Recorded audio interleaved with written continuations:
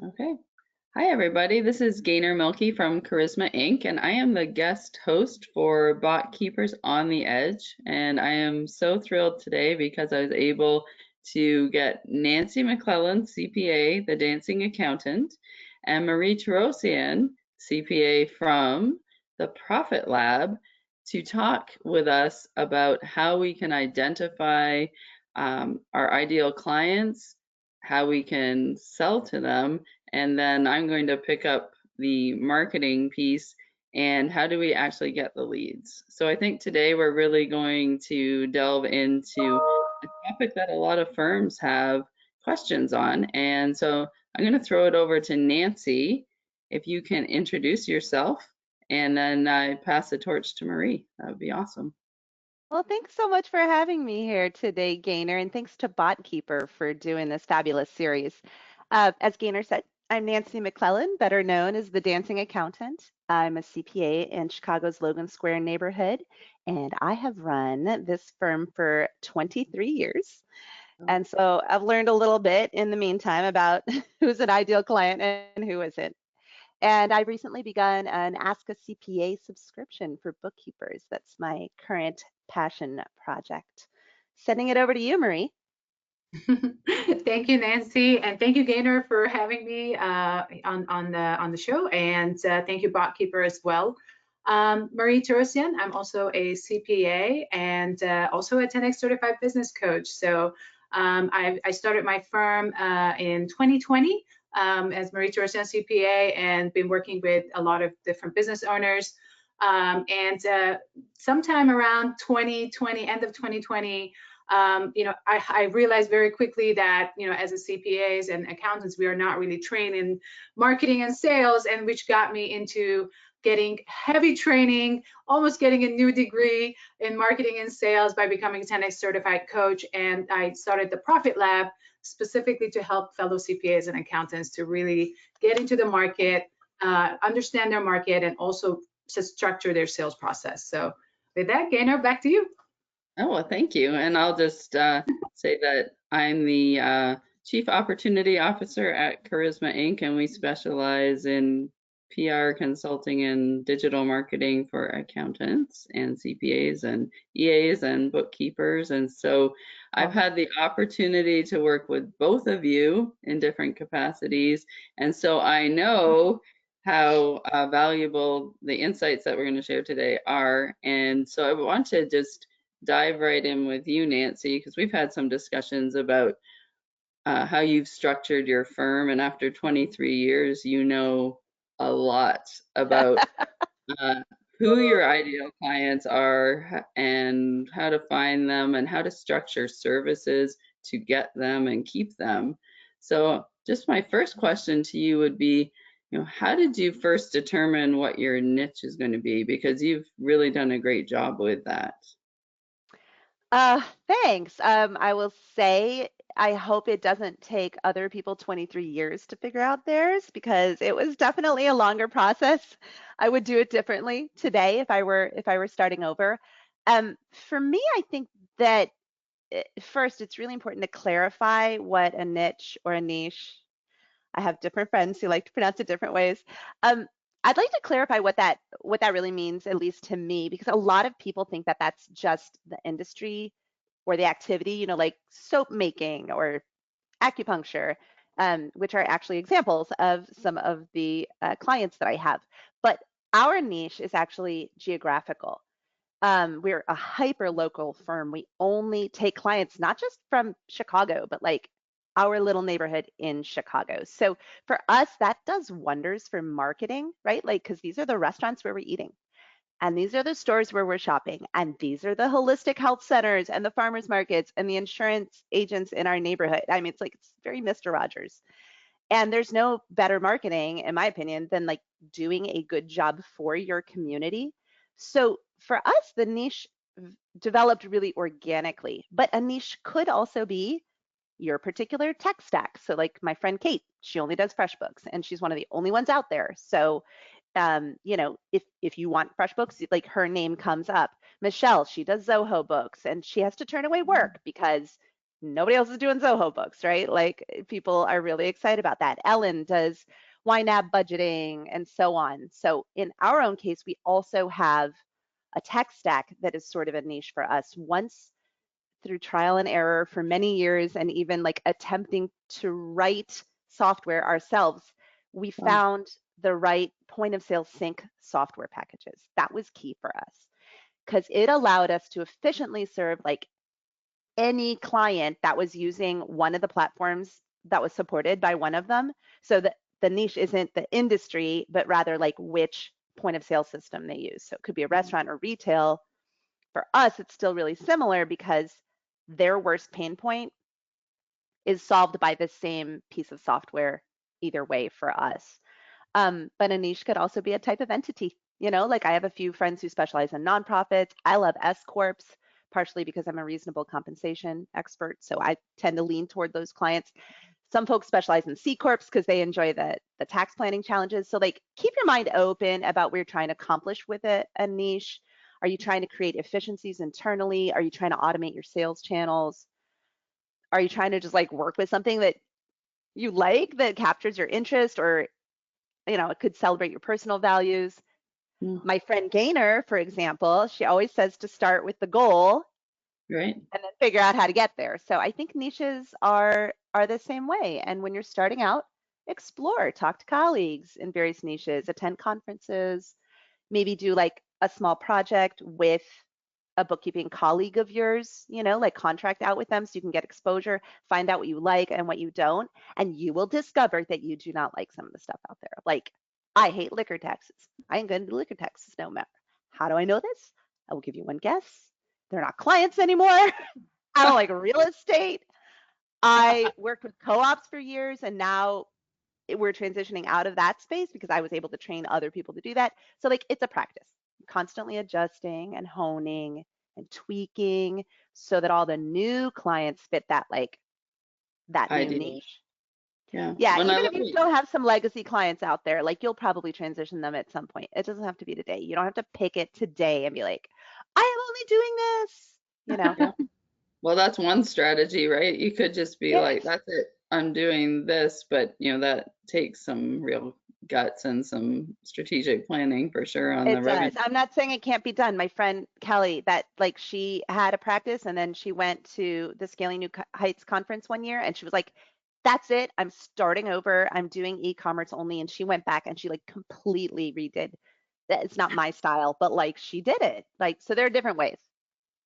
Yeah. Well, and I love what you said about what a niche really is, because I'm with you on sometimes it's the services you provide, Yeah, right? I mean, it's just totally. all we do is tax planning for, restaurants or, Right. whatever it is. And I was having this conversation with somebody just this morning that, the way that the online world works now is totally in the favor of people who niche down to the smallest like viable market, It's so because true.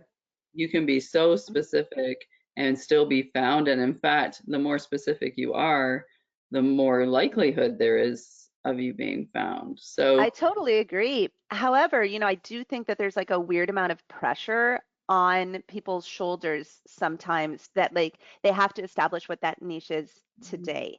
And yeah, and I do want to say like think about what your goals are, what you would like to do, and then get some exposure and then start niching down if you don't know where to start. If you know where to start, go for yeah. it. Like full speed ahead. So another question then I have for you, and it falls right in line with this idea of even niching with services or types of software. How do you end up structuring your services so that you can attract the right type of clients and then also retain them? Um, that is a great question. We actually, I think that we're unique in this approach. Maybe not unique, but this is a little bit unusual, which is we start with the client saying, we're going to just do your books entirely for at least 2 months. Now, I should clarify, I am a CPA, but I started as a bookkeeper. That's very important to me because I feel like those two inform each other a lot in our practice. And so we do bookkeeping, accounting, tax, and advisory And for some folks, we do that full spectrum. For some, we do some of this and some of that and some of the other thing, but we don't do taxes for anybody who we're not at least reviewing their books on a regular basis. That is really important to us because it allows us to be really value added in our tax practice. And it also makes it so that we don't have to trust somebody else's numbers. Like we know they're right. So given that we have this whole like arc of services, which is really popular right now, but I'm telling you, 23 years ago, like nobody was doing this. It was like you did this or you did this. And so we were cool before it was cool, to Always do. been cool before it was. So cool. That's so cool. So what we do is we tell clients, we're just going to do full service for a couple of months because it lets us see where their least efficient issue, their pain points, their the things that are clunky. It lets us look at their systems. It's like we just take over and we're like, brain dump.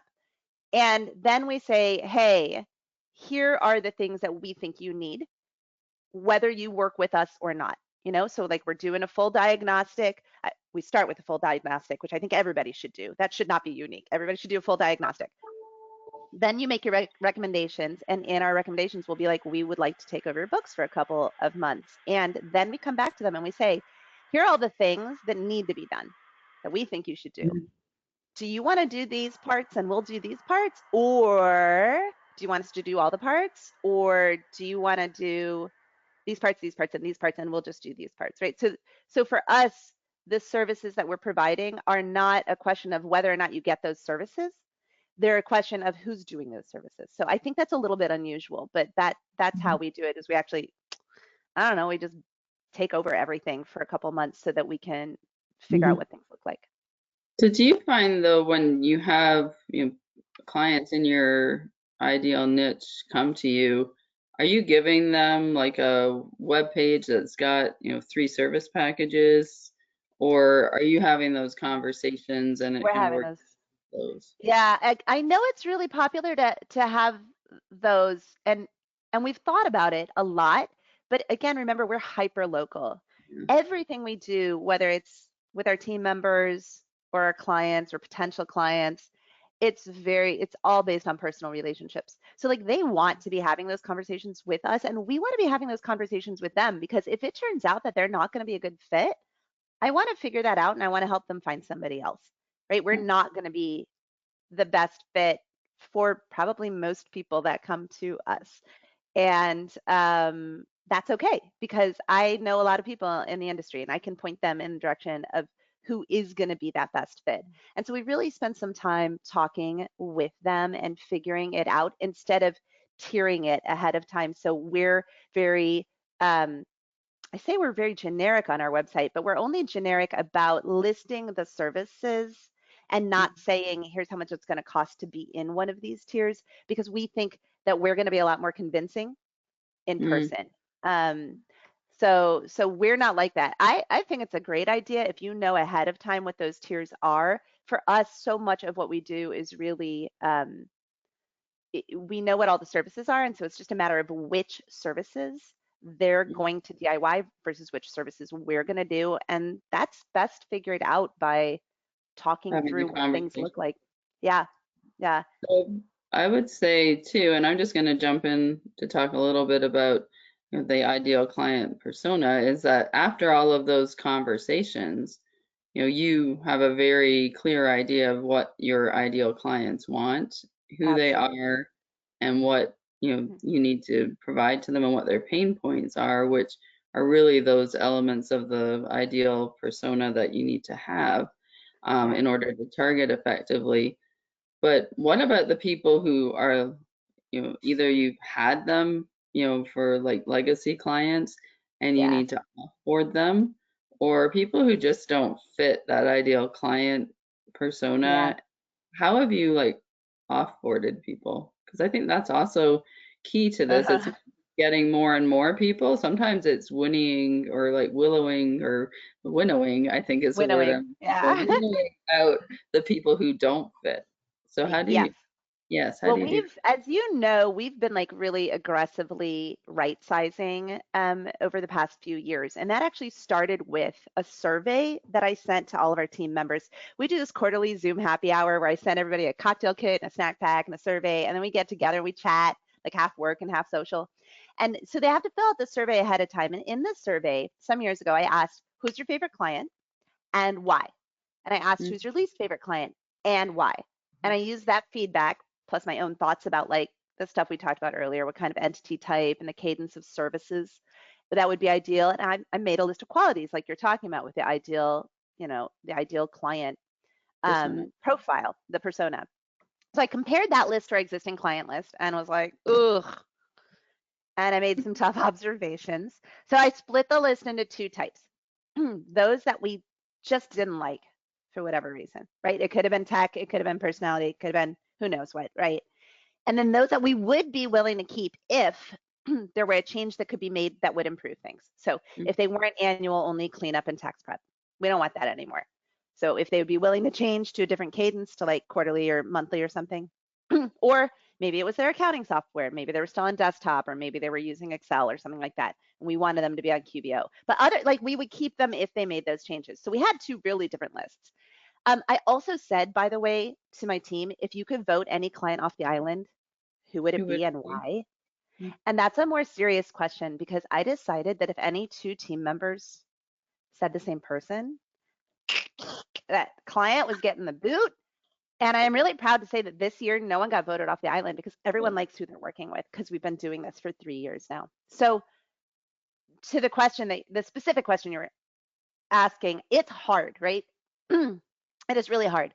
The folks for whom the change would make all the difference, that was really easy. Like if us taking over their DIY bookkeeping or the quarterly reviews or monthly reviews or whatever, we just explained why those things were a win for them as well as for us. And they could choose whether they wanted to find someone else on their own or switch to our recommended approach. And so like, because we were giving them a choice there, I didn't put all the work into trying to find somebody else for them because they didn't want to work with us. They were making that choice and they can find somebody else.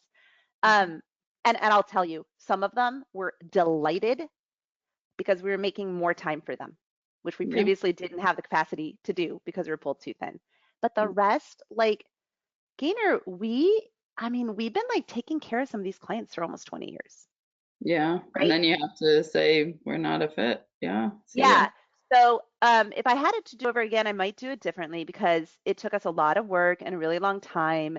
I did an extensive search among colleagues for each type of entity or Wow. niche, and I met with them on my own time to make sure they'd be a good fit.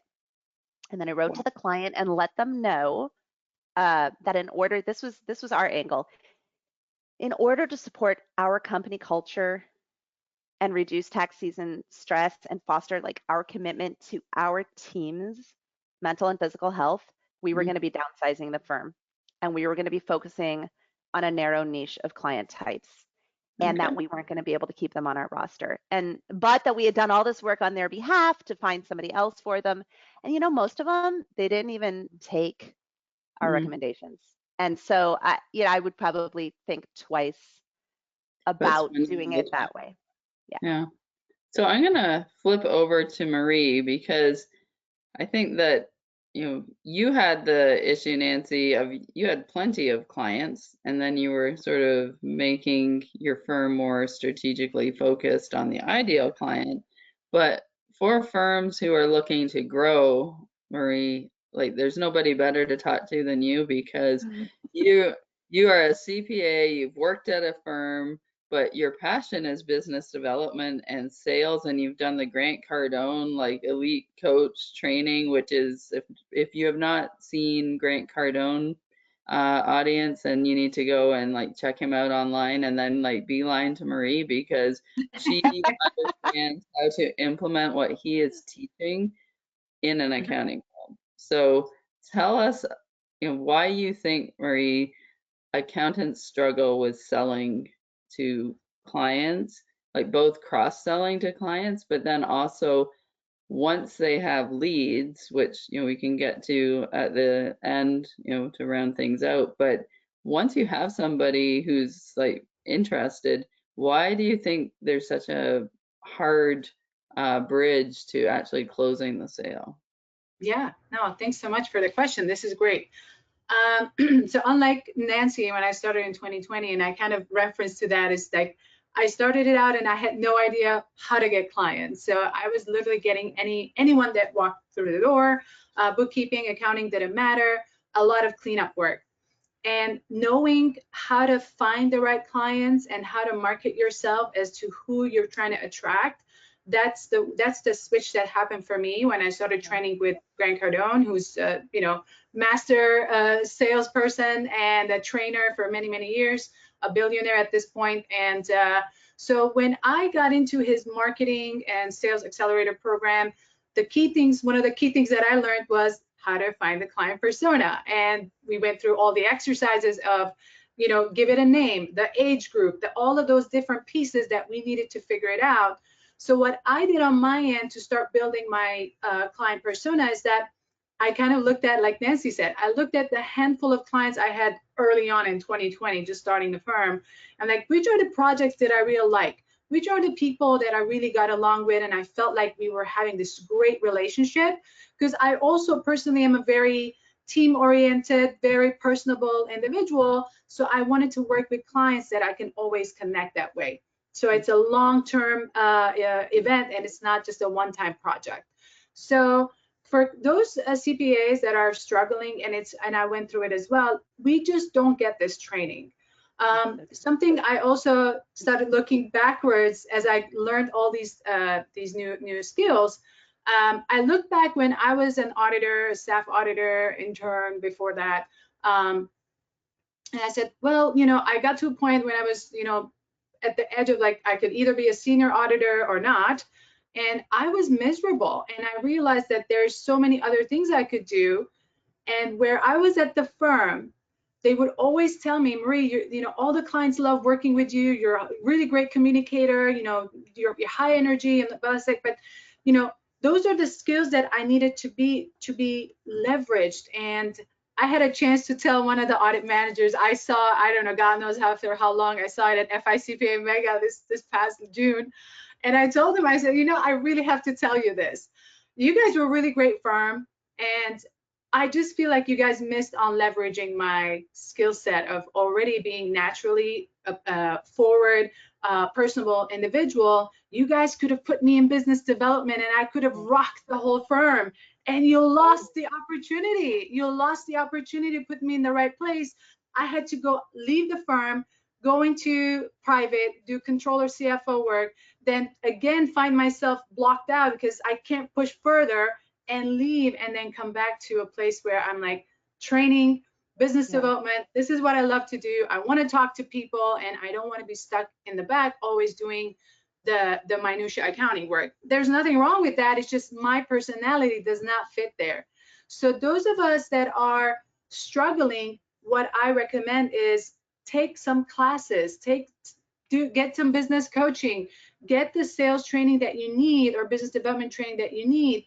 And if you don't want to do that, and that's like, Marie, that is the worst thing I could do, I just want to stay on the technical side, what you need to do is build a team that can actually go and do that business development for you and provide them the training. Just don't drop them in a networking event and say, go find me clients. Actually train them to go ahead and find the right clients based on your client persona. Well, then that's great advice, because the thing that I see, and when we work with firms, I literally because I'm like you, naturally I like to talk to people and find out what they need and what their pain points are, but that's not a natural skill for everybody. And so part of it is getting that training. There's also, I would say, once you feel a little bit more comfortable talking to people, I mean, you need to understand what your offer is to people. And then what are some other tips that you could give us for, once you get the opportunity, or tips that you could pass along to your business development person when they get dropped into the networking sphere? Right. So let's say, we'll start with, for example, the type of clients, you dropped your business development people in a networking event, you want them to find, to use a specific process. So that's one of the things that for me, training with Grant Cardone was really great, because I found that structure that most of us accountants loved. We like structure, we like process. So there is a specific sales process. There's the greeting, where you want to make the client or the prospect feel very comfortable with you. And if you notice, a lot of us, you know, I try to talk to other CPAs sometimes, and I connect with the right people right away. And that's because they're closed. They're not very open to talking. They're just closed, even to another CPA. So the first thing they should be doing is being very open and very natural to themselves. So don't pretend to be someone else. So the greeting, by the way you greet the prospect or the person you're connecting with, make them feel comfortable. You got to build that trust almost immediately. You want to put them at ease. The next thing is the way they ask questions. So a lot of times we just blurt out what we do. I help people, blah, blah, blah, instead of actually asking the question. They're like, what are some of the challenges you're facing? You know, what is this? Yeah, tell me a specific thing that happened this week. Where were you at? And then start a conversation, and then pick from the conversations. Another thing is that some people follow this strict fact-finding questions. That's great to follow, but I think sometimes you forget about listening to the answer. So if you ask a question, but you're not listening in, you're not picking up on the key things that the prospect or a client is saying. Is, you know, so you're just getting ready for the next question. So it's important to also be present and really listen in on what are they saying. And of course, then the usual process is then invite them to a meeting, a coffee meeting, or another follow-up where you can kind of do the presentation or the demo. And Nancy, you guys were talking earlier about the 3 packages or packages putting on websites. Yeah, I do not like that at all, because depending on how your firm is serving, that may not be the right fit. We do similar to you, Nancy, all for my CPA accounting clients. We really nitpick into the who's doing what are the key pieces of the puzzle, and then when we present the 3 packages, it's on that presentation time. So we are answering their questions, we're figuring out what they need, what are things that they are willing to do versus what we will do, and based on that, we can come up with the right package that they're happy with and we are happy to serve with. So the next step would be negotiations or the close. So this is where a lot of the conversation happens, and Nancy, you already go through this as well, is, you know, what is the right fit, the pricing, all of that stuff. Here's where a lot of things fall through. Let's say they don't close the deal that day. And apparently there's a class that I do about, you know, 10 mistakes in follow-up. And I've always asked the polling question. I say, you know, how many times do you follow up? 1 time, 3 times, 5 times, never. 45% of CPAs do not even follow up. I mean, talk about lost opportunity. Say that again. Like not even once? Not even any follow-up? 0 times? 0 after that conversation. That is literally leaving money on the table, because by not following up, you are completely losing that person. Just because they weren't ready today doesn't mean they're not ready in 3 months, or they may not be ready even more in 12 months when other things are. You put all that work into like that personal relationship and building that personal relationship. It feels weird that you wouldn't like want that to remain, you know, to, yeah. Part of it is people are fearing rejection, or, you know, they get busy, and it's like the sales process. I mean, correct me if I'm wrong, Marie, but I mean, the follow-up is like, you know, 80% of it too, right? Because people have questions, and, you know, I always say to you people too that, would you really want to have a client who's going to like drop an existing CPA firm after like 1 conversation or 1 email? It's like, it's a relationship, right? A really important one. Yeah. A really good point.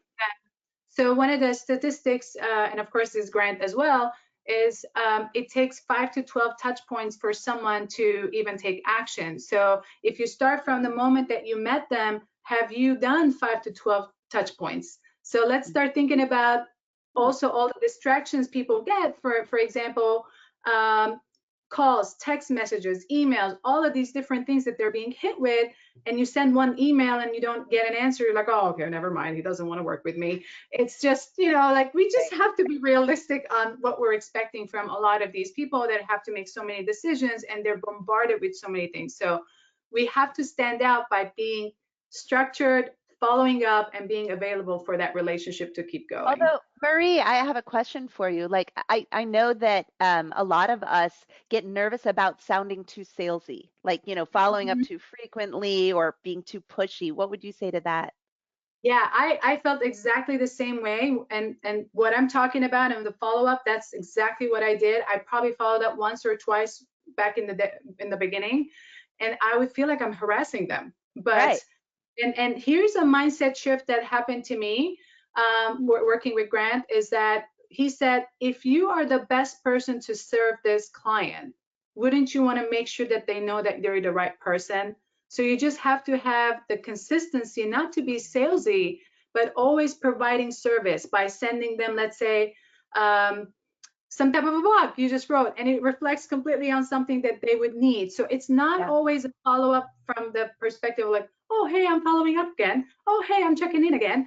But it's having the variety of sending that. So another example is, for example, with Grant, there's a 365-day follow-up, which I've actually built it into my CRM with an automation. So Wow. they will not forget me. And I have talked to people, and I'm going to give this as a true example.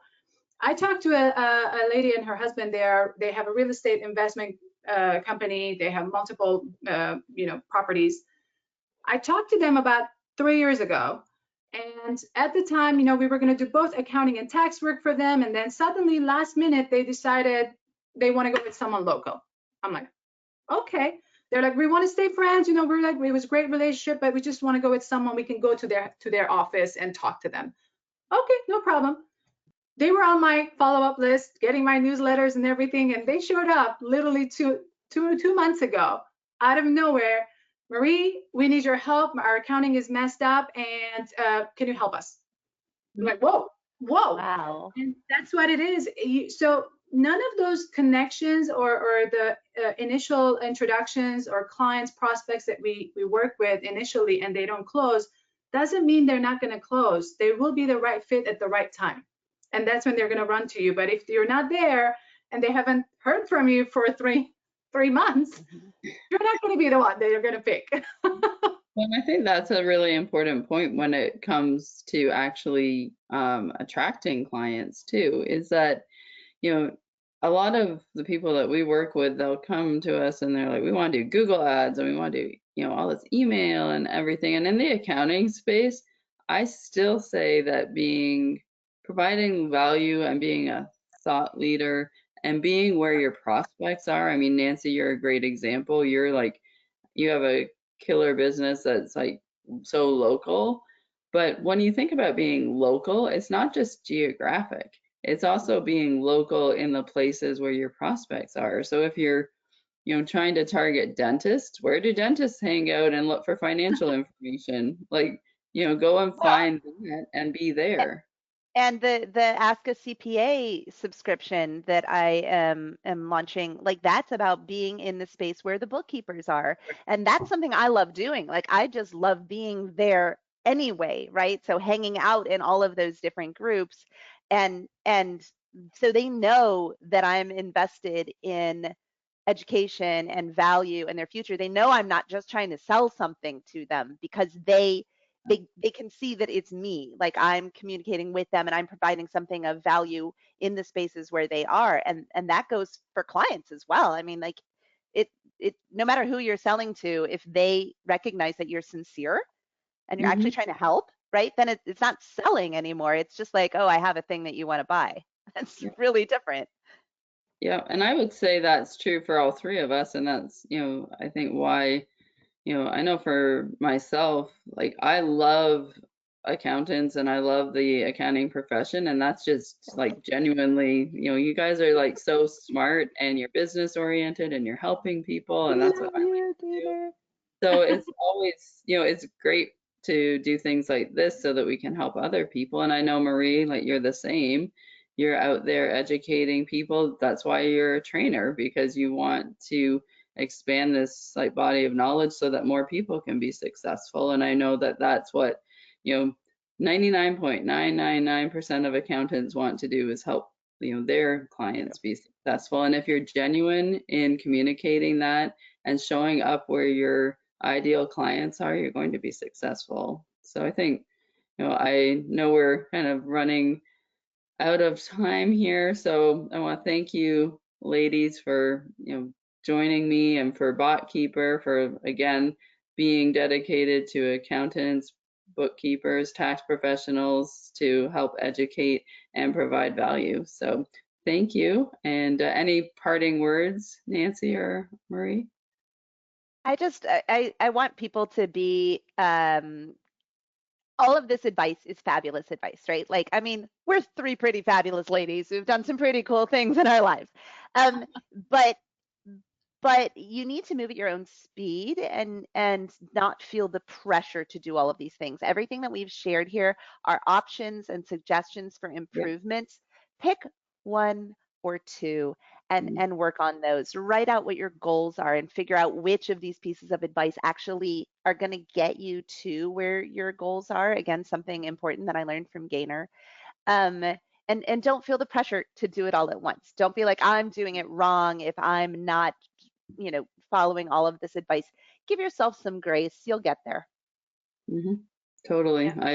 It's better to have the goal and then, have like doable steps, because otherwise you're not going to do anything. So I think that's true. That's part of what we do as coaching as well, is to break down the goals into 90-day achievable goals, because we can't implement everything at the same time. And it's important to pace yourself and also have that accountability of like, this is what I'm going to be achieving in the next 90 days. So you can focus on it and build it out slowly. Yeah. So everybody take heed of what Nancy and Marie said, and get your goal, figure out who your ideal clients are, and take the steps to bring them in and close the sales in your own time, right? Awesome. Got it. Thank you. Thanks for having us. You're welcome. Thank you. Yeah.